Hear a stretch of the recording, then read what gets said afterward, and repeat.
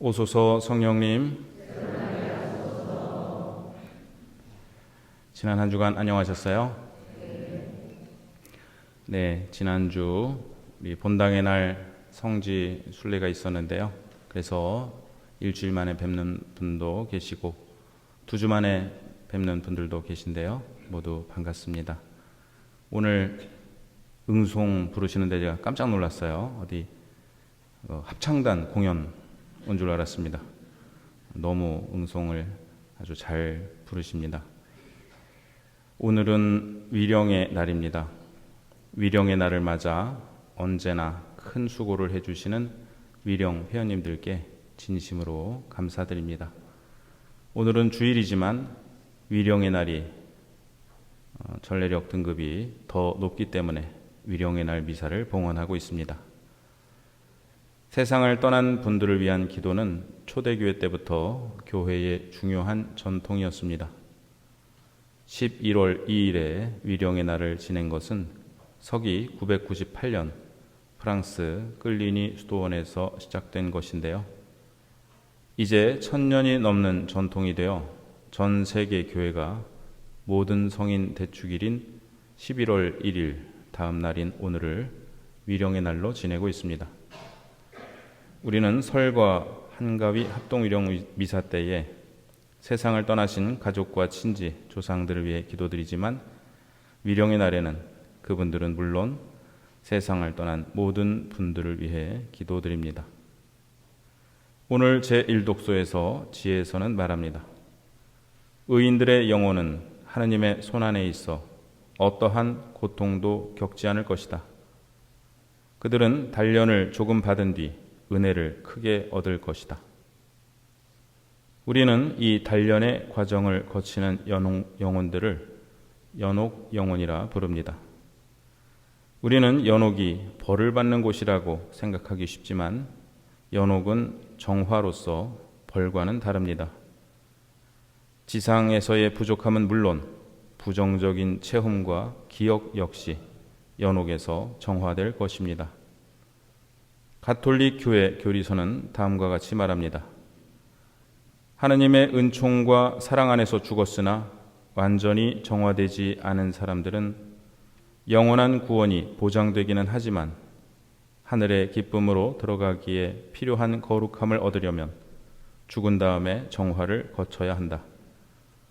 교회는 선택된 이들이 거치는 이러한 정화를 연옥이라고 부르는데 이는 단죄받은 이들이 받는 벌과는 전혀 다르다.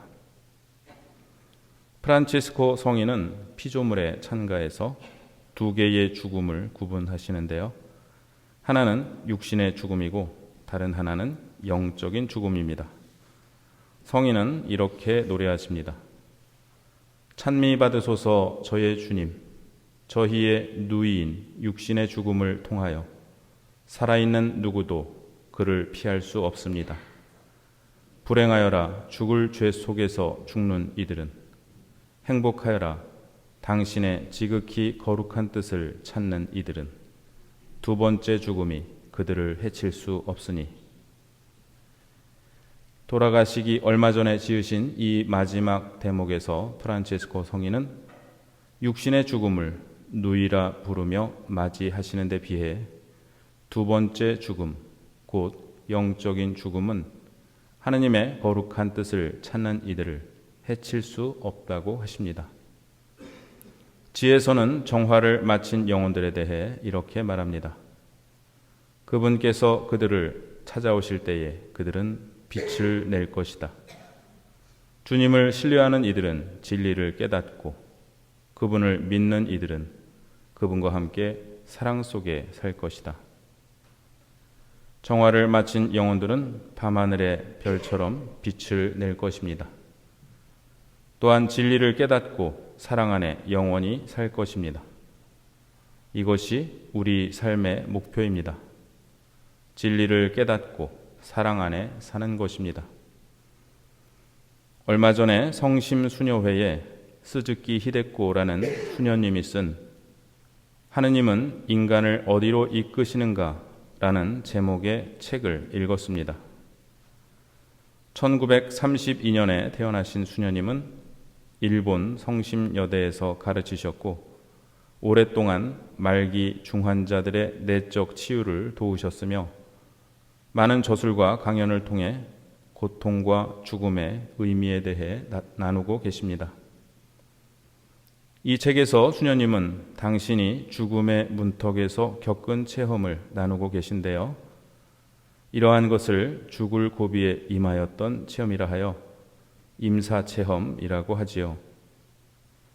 임사체험 이야기를 하는 사람들은 꽤 있지만 증명될 수 없기에 쉽게 믿기 어려운 점이 있습니다. 하지만 수도자라는 신분과 수녀님의 깊은 영성은 그분의 말씀에 신뢰심을 갖고 귀 기울이게 합니다. 학회에 참석하기 위해 다른 수녀원에 머물렀던 수녀님은 밤에 불을 켜지 않고 방에서 나왔다가 발을 헛디는 바람에 계단 아래로 거꾸로 떨어져 정신을 잃고 말았습니다. 수녀님은 말합니다. 정신을 차려보니 저는 공중에서 아래를 내려다보고 있었습니다. 아래쪽에는 또 하나의 제가 역시 지상에서 조금 떠오른 상태로 똑바로 서 있었습니다. 내 몸은 바닥에 쓰러져 있었습니다. 즉 거기에는 육체로서 바닥에 쓰러져 있는 나, 공중에 있으면서 그것을 보고 있는 나, 또 더 높은 곳에서 밑에 있는 나를 보고 있는 나, 이렇게 세 사람의 내가 존재하고 있던 셈이었습니다. 공중에 떠 있는 저의 다리를 죽순 껍질 같은 것이 여러 겹 둘러싸고 있었습니다. 그것이 연꽃잎이라는 것을 알게 된 것은 훨씬 뒤의 일입니다. 그런데 다리를 감싸고 있던 꽃잎이 발 아래로 하나씩 떨어지기 시작했습니다. 높은 곳에서 그것을 보고 있던 또 하나의 나는 꽃잎이 떨어질 때마다 저 자신이 고통에서 해방되어 자유로워진다는 것을 알게 되었습니다. 꽃잎이 한 장 떨어지면 이것으로 이젠 다른 사람의 말 때문에 괴로워하지 않아도 되겠구나. 나는 자유롭게 되었다 라고 생각하고 또 한 잎이 떨어지면 이젠 다른 사람에게 신경을 쓰거나 불안에 떨지 않게 되었다 라고 중얼거리고 있었습니다. 한없는 기쁨과 해방감이 가슴에 넘쳐왔습니다. 마침내 마지막 한 장의 꽃잎만 남게 되자 이것만 떨어지면 완전히 자유롭게 되겠구나 라고 생각했습니다. 그러나 마지막 꽃잎이 떨어지는 대신 몸이 가볍게 솟아오르더니 바라보고 있던 나와 내가 바라보던 내가 하나가 되었습니다. 몸이 하늘로 날아오르던 그 순간 저는 지금까지 본 적이 없는 아름다운 빛으로 에워싸였습니다. 그것은 인격을 가진 생명 그 자체의 빛, 깊은 곳에서 자신과 연결되어 교류하는 살아있는 빛이었습니다. 맑아진 의식 가운데서 저는 이 생명 자체이신 빛의 주님께 저의 전 존재가 알려지고 이해되고 받아들여지고 용서되고 완전히 사랑받고 있다는 것을 확실히 이해할 수 있었습니다. 이것이 사랑의 극치라고. 궁극적으로 완전한 사랑의 상태라는 것이 존재한다면 이런 느낌에 사로잡히게 되는 것이 아닐까. 진리에 충만한 상태란 이러한 경지를 말할 것입니다. 그 충만한 빛의 세계에는 시간이 존재하지 않았습니다. 이것이 바로 영원이다 라고 저는 생각했습니다. 마음은 사랑으로 충만하고 지성은 맑아지고 능력은 최고로 고조된 상태에서 완벽한 조화를 이루고 있었습니다. 그런 지복감에 쌓여 있을 때 어디선가 저를 위해 기도하는 소리가 들려왔습니다. 낫게 해주소서, 낫게 해주소서. 그 소리가 들리는 순간 빛이며 생명 자체인 빛의 주님께서 현세로 돌아가라 라고 말씀하셨습니다.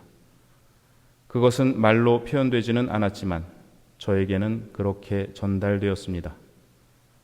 뿐만 아니라 저는 삶에서 가장 중요한 것은 아는 것과 사랑하는 것이다 라는 메시지를 받았습니다.